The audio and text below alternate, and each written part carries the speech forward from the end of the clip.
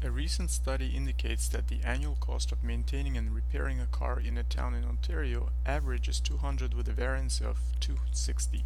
If a tax of 20% is introduced on all items associated with the maintenance and repair of cars, in other words, everything is made 20% more expensive, what will be the variance of the annual cost of maintaining and repairing a car?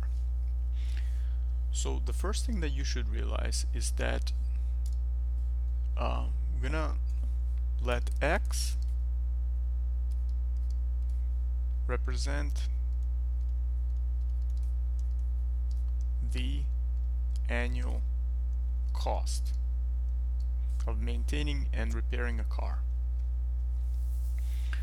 Okay, we know that the variance of X is given here, right, as 260.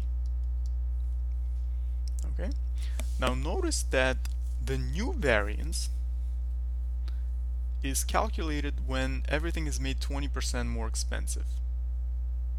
Okay, 20% more expensive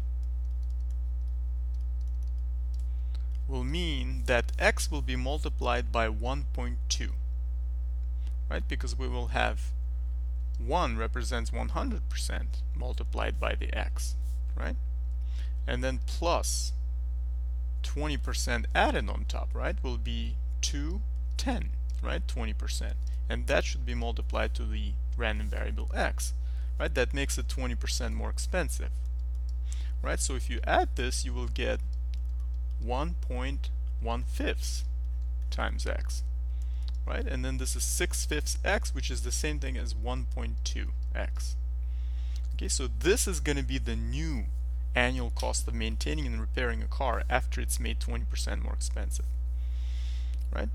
So now what you have to do, you have to find the variance of this new random variable, right? So basically you need to find the variance of this 1.2x. Now here's the thing. As a side note here, you know that the variance of a times the random variable x plus b is equal to a squared times the variance of x if a and b are constants. So in this case, realize that there's no b, but there's definitely an a, which is 1.2, right? It doesn't matter if there's a b, right? Notice that it doesn't matter. So now basically what you have to do, you have to square the a as it is in the formula here. So it's going to be 1.2 squared times the variance of x. Now we know the variance of x, right? The variance of x is 260. Right, so if you do this right, 1.2 squared times 260 will give you 374.4.